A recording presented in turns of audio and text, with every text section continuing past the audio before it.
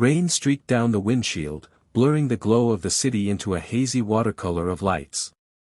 Emma sat motionless in the driver's seat, fingers clenched so tightly around the steering wheel that her knuckles turned white. Her breath came in short, shaky bursts, each one catching in her throat as if the air itself had become too heavy to draw in. She felt the warm sting of tears slide down her cheeks, mingling with the faint chill of the car's air. Outside, life went on, people hurried under umbrellas, traffic lights changed in their endless cycle, and somewhere, laughter floated faintly in the distance. But to Emma, the world felt unbearably still, as though everything had closed in on her. Her mind replayed the past few months in cruel flashes, the email that ended her job, the last argument that shattered her engagement, the slow, creeping silence that replaced the comfort of family and friends. Each memory felt like another stone pressing down on her chest, stealing what little strength she had left. She leaned forward, resting her forehead against the cool leather of the steering wheel, her shoulders trembling. "I can't do this anymore," she whispered into the hollow quiet of the car. The words hung in the air, fragile and final, as if admitting them had broken something deep inside her. For a moment, she wished she could disappear into the rain, to let the darkness outside swallow her whole, anything to escape the crushing weight that made it so hard to breathe. Through the blur of rain on her side window, Emma noticed movement, a figure approaching slowly, stepping carefully along the slick sidewalk. An elderly man, slightly hunched but steady, held a small, worn umbrella that barely shielded him from the downpour. His clothes were simple, his face lined with years, yet his eyes carried a quiet warmth that seemed out of place in the cold night. He stopped a few feet away, not intruding, simply waiting until she looked up. When their eyes met, his voice was gentle but certain. "Breathe, dear. Just breathe." Emma blinked, startled by the simplicity of the words. She wanted to look away, to retreat back into her storm of thoughts, but something in his tone, calm, anchored, made her pause. He nodded toward a bench under the dim glow of a street lamp. Without quite knowing why, she opened the car door and stepped out, the rain soaking into her hair and clothes almost instantly. He walked beside her, holding the umbrella so it covered her more than himself. They sat together, the patter of rain filling the silence. He guided her softly, in, slowly. "Hold it. Now out." She followed, hesitant at first, then again, and again, until her heartbeat began to steady. The air still felt heavy, but not impossible to draw in. For the first time that night, Emma's chest loosened just enough for her to notice the sound of her own breathing.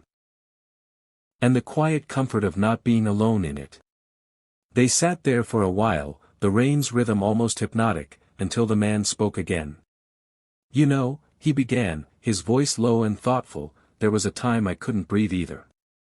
Emma turned to him, her brow furrowing.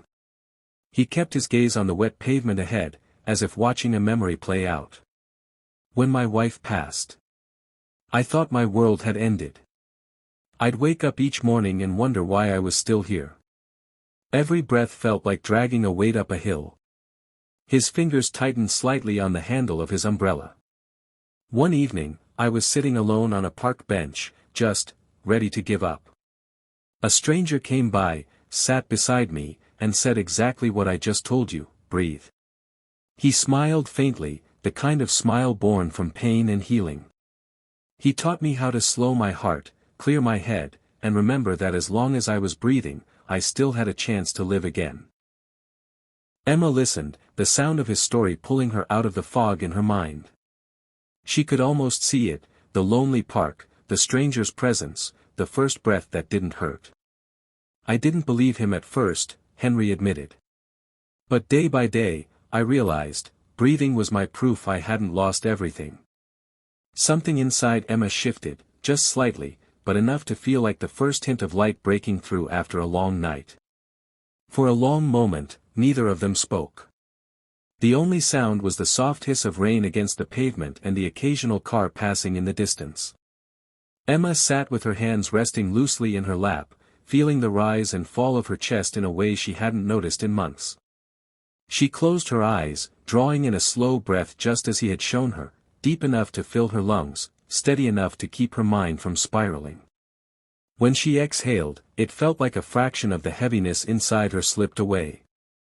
Opening her eyes, she glanced at him. "You don't even know me," she said quietly, her voice wavering between gratitude and disbelief. "Why would you help me?" The old man turned to her with a soft smile that reached his eyes. "Because someone once did the same for me," he replied. His tone carried no grand heroism, no sense of obligation, just a simple truth. A lump formed in her throat, but for the first time in a long while, it wasn't from sorrow alone. She realized this wasn't pity he was offering, it was understanding, the kind that came from walking through the same storm. The rain began to ease, thinning into a mist, and the street lamp's glow seemed warmer somehow. Emma took another breath, not because he told her to, but because she wanted to. And in that moment, it didn't feel quite so hard. The next morning, pale sunlight spilled through the thin curtains of Emma's small apartment, casting a soft golden glow across the room. She stood by the window, mug of warm tea cradled in her hands, and watched the world waking up outside, neighbors heading to work, a dog tugging its owner along the sidewalk, a child laughing as they splashed through a puddle.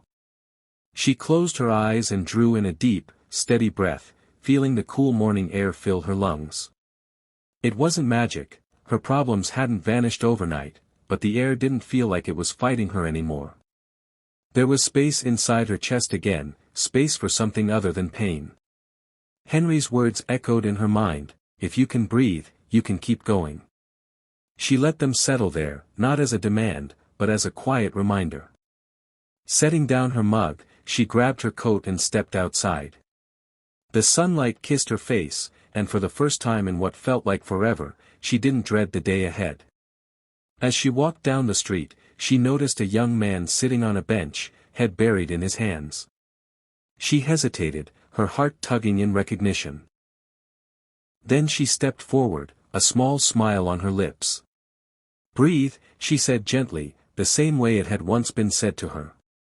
In that moment, Emma knew, Henry hadn't just taught her to breathe again. He had taught her how to give that breath to someone else.